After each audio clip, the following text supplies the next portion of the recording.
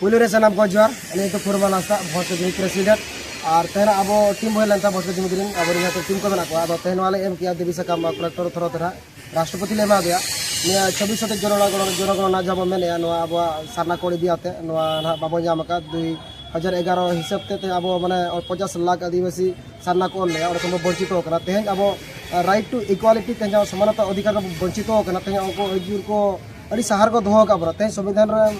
माने मेना रहो कि तो खन को सहा का दुख बुझे सरकार ले मता 2026-27 जहाँ अब सेंसस हुआ सारना लागू मा और जो आदिवासी जहाँ तीन मेना को नुको सारना आदिवासी जहाँ अब मेने कोड तब सारना कोड ऑल हिजुमा आले ऑप्शन ले ओताया और सारना कोड ले नाम चिकन कुरुमुटी जो अदो जुदी सरकार जुदी बाय एमाले आले तेज राइट टू इक्वालिटी करते आले वंचित होकाले संविधान को वंचित होकाले जुदी आगाम दिन स्टेप ले हतावा जहाँ को वंचित होले उनको केस आको वाले मेन चाहिए सानाम को जोहार जोहार इंजमन क्रिया भोट का तेहन सटा बन मयूरभंज डिस्ट्रिक्ट तेहन बड़ा गया जे अब साना धर्म को जेन सेंसस सटर तबन दुख सेंसस ना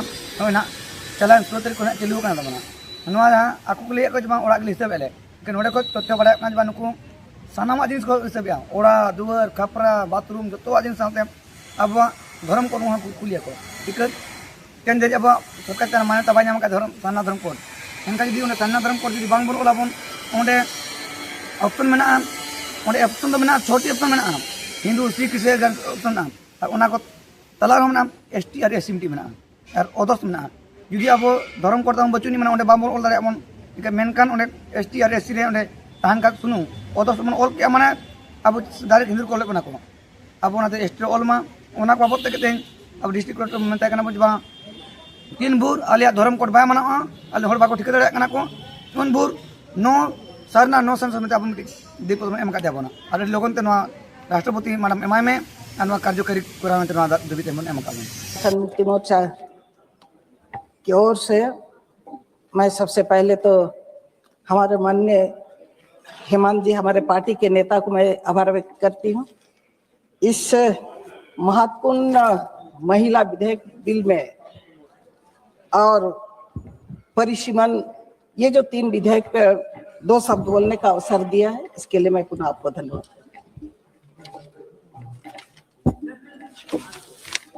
सभापति महोदय, 106 संविधान संशोधन के तहत लोकसभा तथा राज्य विधानसभा में महिलाओं के 33% आरक्षण को सुनिश्चित करने के जो कानून लाया गया था उसको 30 महीना तक बिना क्रियान्वयन किए हुए पुनः 131वां संविधान संशोधन विधेयक क्यों लाया जा रहा है महोदय, जबकि उस वक्त धारा 334 के में यह प्रावधान पहले से ही उल्लेखित है। दूसरा, सर्वसम्मत रूप से पारित 106 संविधान संशोधन विधेयक को पारित करने के बाद जब हम सब विपक्षियों ने इसे 2024 के साधारण निर्वाचन में लागू करने की मांग की, सभापति महोदय, सत्ता पक्ष ने कहा था 2025 से जनगणना के पश्चात परिसीमन कर और कानून 2029 में लागू किया जाएगा। आज फिर वही कह रहे हैं कि 2011 के जनगणना के आधार पर परिसीमन तय करेंगे और 543 मौजूदा आसन संख्या अतिरिक्त 33% महिला आरक्षण सुनिश्चित करेंगे। महोदय, ये 15 वर्षों में हमारे देश की जनसंख्या 2011 में ही स्थिर है और लोगों का बसावट भी स्थिर हो गया और हमारे गृह मंत्री ने सदन में कहा कि जनगणना का कार्य शुरू हो चुका है जिसमें जातिगत जनगणना शामिल है। तो क्या सरकार बताएगी कि उसने उच्चतम न्यायालय में क्यों कहा कि जातिगत जनगणना के पक्ष में सरकार नहीं है, और यदि जनगणना शुरू हुआ है तो उसका कोई प्रासंगिक आधार देश के समझ क्यों नहीं है। जब देश में 2 राज्य विधानसभाओं के चुनाव आगामी 23 और 29 तारीख को आहूत करना पड़ा, 29 को प्रस्तावित है कि पहले ऐसी कौन सी मजबूरी रही कि संसद में विशेष सत्र आहूत करना पड़ा और ऐसे संवेदनशील विषय पर चर्चा करना पड़ रहा है, जहां पश्चिम बंगाल जैसे एक राज्य में SIR के तहत लगभग 75 लाख से ज्यादा महिलाओं को मताधिकार से वंचित करते हुए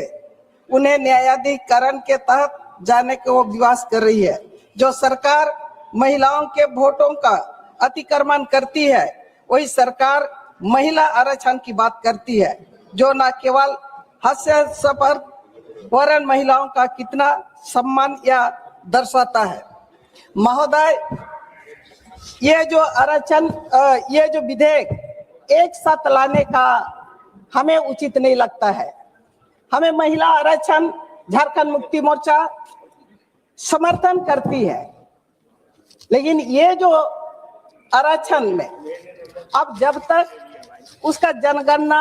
जातिगत आप नहीं करते हैं, आप किसी तरह से भी महिला आरक्षण को आप सुनिश्चित नहीं कर पाएंगे,